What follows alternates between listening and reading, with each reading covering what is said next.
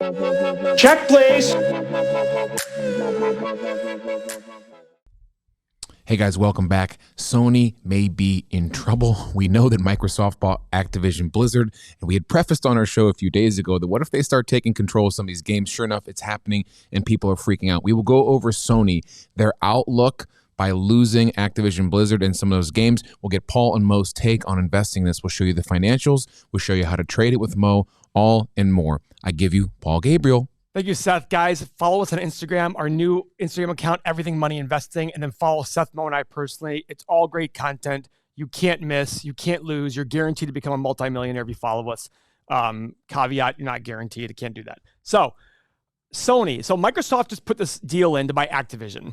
And we were saying in the video yesterday, and I just said this randomly. I said, well, what if Microsoft bought it and said, Call of Duty is only going to be for Xbox and that's it? That never crossed my mind. And then all of a sudden, 10 hours later, what happened? Oh, boy. The information came out.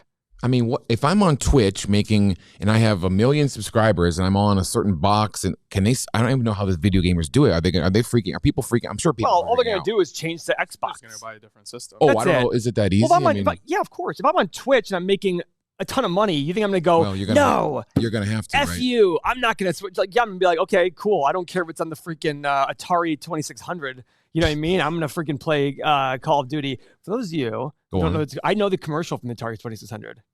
What year was it? 80. 85, 86? Let me think about it. Hold on a second. 26. Video system, the graphics galore, from Space Invaders to cars that roar. Real to control the screen. The magic is hot. The magic's mean. And one more thing, it's got a special low price, under $50. $50? Now, isn't that nice? The fun is back. Oh, yes, sirree. It's a 2600 from Atari. No way you just did that. I think it's like a big chunk of it. I don't know if it's not all of it, but either way, let's wait. The fun is back. The fun is oh, yes, sirree. It's Look at this commercial. 2600 from Atari. Yep, you got it, Paul. Did I? Yeah. I don't know why I remember that commercial. There's you in the commercial. I know. Look how epic that is. Retrojunk.com. All right. So anyhow, back to Sony. So Sony plummeted, right? Yeah. Sony dropped a lot because their PlayStation is more dominant than the Xbox. I think this is a brilliant move by Microsoft. I'm not going to say the price they paid, but the fact of getting into Activision to go dominate and sit there and say, listen, we're going to build exclusivity through the Xbox, and we're going to put these games only on Xbox, and tough luck if you have a PlayStation, come join the Xbox. I think it's great. So Sony has to respond. What other companies are out there? Video games? Yeah. Nintendo? No, I mean, there's other companies like Electronic Arts. Oh, yeah. Right? Yeah. Mm-hmm. What if Sony made a play for Electronic Arts? What if Microsoft went and bought Electronic Arts? Like, what's Electronic Arts selling for right now? That wasn't the article. Oh, They I were talking see. about them going at They got to make a Arts. play. So Electronic Arts is probably going to look at that. Look at the Electronic Arts. They're a $40 billion company. Please, $40 billion. That's nothing. Chump change. Microsoft, get on that. 15% ROIC. What if Microsoft went and bought them too? Oh, I'd love it. I think at some point then the government would that's get a free involved and cash, say, yeah. okay, hang on a second. All right, let's get after Sony then, Paul. Show them the 8 pillars. Okay, let's go. The 8-pillar thrillers. Okay, guys, this is our software. Let's go to Sony. You can have this software. We'll tell you how. Keep going. All right, so Sony. Oh my God, look at that plummet. Boom. I mean, they were on Oh, January geez. 5th. They hit an intraday high of 133.75, And now they're at 110. and now they're 115. But yesterday, they were at $110.04, 2 cents. Okay, Sheesh. so here's Sony, $136 billion market cap. Pillar number 1, we want a 5-year P under 22.5. Thanks to yesterday's crash, we're down to 21.48. Okay, we want a pillar number 2. We want a 5-year return on invested capital greater than 9%. I'm actually surprised by this. It's only 4.5%. So that's an X right there. Now they do pay a dividend here of 0.4%, which pays out $595 million. For those of you who are new to the channel, dividends are not always safe. You have to compare the dividends to free cash flow. And we do that very easily on our software. You have your dividend amount right here, $595 million. You've got your 5-year average free cash flow and last year's free cash flow, $7.6 billion and $5 billion. So easily can afford that dividend. All right. So far, 1 check and 1 X. Pillar number 3, we want revenue growth over the last 5 years. So we go to the income statement on our software.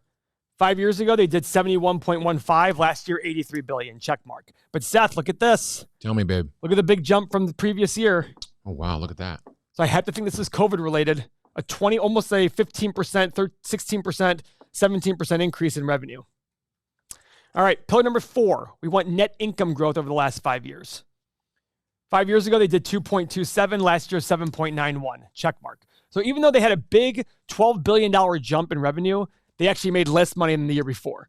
So one of the things I would do is go here and see if there's other income and expenses. So look at last year, actually. They had a $1.44 billion other income line to add to their 7.9. I'm going to go understand what that is. That could be selling something that should not be added to normal operations, in my opinion. If they sold one asset one time, you can't reward them for that. All right? So pillar number 5, we want shares outstanding either staying the same or decreasing. If a company has 10 shares and you own one, you own 10% of the business. Simple math. If they buy back 2 shares, now you still own your 1 share, but it's out of 8 shares now. So now you own 12.5% of the business. So your ownership has gone up. Your share of the revenue, profit, cash flow, everything has gone up with you doing nothing.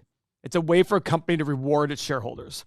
So 1.26 billion shares to 1.24. It is going down very slightly, but it is going down nonetheless. All right? So check mark there.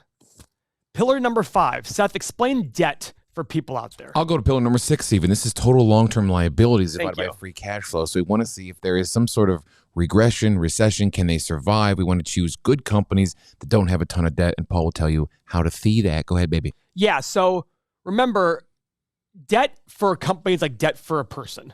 All these numbers like debt for is like for people. If you have a lot of debt and a downturn hits and your revenue, your income goes down, you're less likely to stay solvent. You might have to declare bankruptcy. So the same thing we look at for a company. So what we're doing is we go to the main page, we take the 5-year average free cash flow, 7.6 billion, we multiply it by 5. That's $38 billion. We want their total long-term liabilities under $38 billion. So very simply, we go to the balance sheet, scroll all the way to the bottom, and right here, total long-term liabilities, $121 billion. Thanks. Oh boy. We wanted $38 billion. Uh-oh. That's high, guys. That immediately tells me, oh boy, what is going on here? Yeah. So, guys, let's skip to the 8 pillars here real quick, because this is something we're trying to do. If you want to see more of the cash flow numbers, things like that, and more analysis that we're doing, go to past videos. But this just explains to the 8 pillars overall. So my biggest issue here is the debt. I just don't like that much debt. Now, does that mean it's bad? I don't know. But initially, I'm like, why does Sony have 16 times its free cash flow in debt? Why? That means it takes 16 years of them dedicating 100% of their free cash flow to... Damn, when you say And by the way, that. and their free cash flow is actually lower this year than it was in previous 5 years. Mm-hmm. It went from $7.6 billion average to 5.2. So in my opinion, I'm just avoiding Sony for that reason. Now, does it mean that you should avoid it completely? Not necessarily. I personally do because of the debt level. Let's assume their debt levels are normal. The next step is we created the stock analyzer tool. This has been the most popular part of our website. What it does is every investment is the present value of all future cash flow, right? So our goal is we want to make assumptions about the future because the future is unknown. This stock analyzer tool will allow you to take those assumptions and tell you exactly what to pay for the company today. It doesn't factor in debt. So that's why we're going to show it right here, assuming the debt levels are normal. Paul, So does that low free cash flow and excess debt, does that halt them from making a splash in any acquisitions? well, listen, the market for debt is very high right now. I'm sure they can get any lender to give them whatever they want because what's debt levels right now? What are interest rates on debt? Mm-hmm. You can go look up what Sony's average interest rate is. It's probably super low. Actually, we can probably calculate it a little bit here. So here's our stock analyzer tool. First thing I enter is 10-year analysis. Revenue growth. Now, 1 year is 15% revenue growth, but look at the 5 and 10-year number. So I'm going to go low. I'm going to go 1, 2, and 3% revenue growth. I like Profit. because they've done some acquisitions too. So that Yes. helps. Oh, so actually, you know what? 0, 1, 2. Profit margin. I'm going to go with 4, 6, and 8. Free cash flow margin, 6, 8, and 10. PE, I'm going to go 12, 14, and 16 because of how bad the debt is. I'm going to factor that in to pay a smaller multiple. 12.5% return, analyze button. Guys, this is going to be ugly. Good boy. Yeah, actually, it's not as bad as I thought. It needs to fall in half from here. And even then, so the price ranges we have are basically $30 to $75. And in between is about $50. Now remember, guys, your job is to look at as many companies as you can and find the 20 to 40 that makes sense to you. Don't fall in love with buying Sony. Don't fall in love with buying anything. Look at the numbers. I love Amazon as a company. I will not touch their stock at all right now. I love, what was the other company the other day we were talking about how much I've fallen in love with and I don't own the stock? Oh, Coke Zero. Oh, yeah. Coke yeah, guys, that's right. You've never met a more addicted person than Coke Zero in your entire life. No. It's I mean, I worry. I mean, like, we've talked about those articles. Mo, remember we sit down, we have to reread the articles about the lab rats that got cancer. Yeah. And Paul's like, no. I'd have to drink 18 Cokes. But Paul, 8 or 9, 10. I mean, drink 17. Yeah, I was going to say 8, 9, 10 in Mexico. It's standard for you a day. Yeah, standard. Why are you laughing? Because I realized when we were in Mexico, like we'd all be laying around and I would get up to get a drink and I would just get you a Coke. You would. And you just bring me a Coke Zero. And you're always pleased. You light up like a little But baby. a couple times you asked me, Paul, do you want a Coke Zero? I said no. Keep going about Sony. Whenever you bought me one, I was like, all right, cool. I got a question for you. Yeah. For your profit margin, what'd you put 468? Yeah. Why'd you go so, I'm looking at the 10-year number and it's 4. Why'd you go 8 on the high side? Because the 5-year number. Okay. That's the only reason I had a feeling why. that was the reason. I'm like, okay, let's say the progressives on forward and it's still. So the other thing is like, I don't know if Sony makes games, but if they do start making games, their profit margin is going to increase on games. Yeah, potentially, and maybe this Microsoft deal will make them force them to make games. Yeah, for sure. I found out. Did you know Microsoft makes Halo? Is that true? I had no idea. Yeah. I thought it was some company like ATVI. Look at Seth as a Halo king. Oh, are you? Queen too. Only on weekends, Paul. I don't buy any new Halo games, but I do have 4 old OG Xboxes in my basement with Halo on. So listen, if you're interested and drawn to these numbers, you can have the software behind Paul, and Paul, tell them how they can get it. So guys, we created the software because our subscribers were sick of waiting for us to make videos, and they wanted to be able to analyze their own stocks on their own.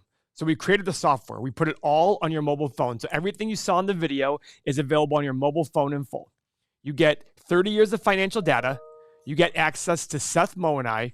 You get the full 8-pillar analysis. You get the full stock analyzer tool. And then you also get everything that's coming right here. Everything down here. Exclusive video content only for our subscribers. Everything, the chat community with all of our users, and access to Seth, Mo, and I. This is all available for only $1 per day. That's it. $1 per day. If you can just increase your gains by 1 or 2% or decreases your losses by 1 or 2% each year, this will lead to hundreds of thousands, if not millions in your portfolio at some point in the future when you retire. This is a no-brainer, $1 per day. You're locked in at the price. There are 2 ways to sign up, everythingmoney.com or Patreon. The benefit of everythingmoney.com is we're not large enough yet to charge a sales tax, so you get to save the sales tax for the time being. So again, guys, $1 per day gets you locked in, leads to hundreds of thousands, if not millions. No brainer, sign up.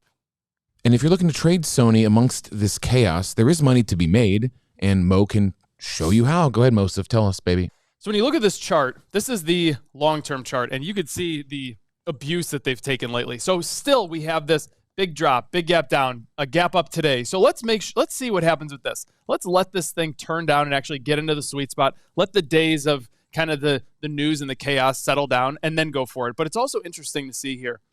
Sony fell as hard as it did from this high of 133 up here. And it literally almost touched its 200-day moving average and it bounced right off. So these moving averages are quite powerful. What I think is going to probably happen with Sony is it's just going to bounce here between the 100 and 200-day moving average for a little while.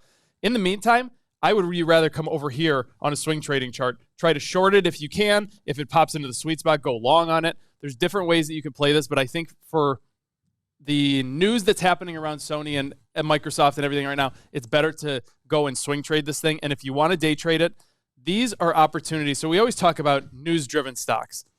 These are opportunities where you can go like on Monday or Tuesday was it, and you can go and just grab a little short there and just take advantage of the news and the chaos that comes out and go for it. So there's rules that you could follow to do this. Join the Bidnast Nation. You get the Trading 101 series to learn how to do it. Come and join me. Paul, I do love looking up the super investors, none of which actually one person holds Sony. So very Who's that? few. Some ClearBridge Value Trust, and a very small percentage of their portfolio, and they're reducing. So not many big-time investors believe in Sony long-term as well, Paul. So that's what take. Final thumbs up. Join the software. We'll see you next video.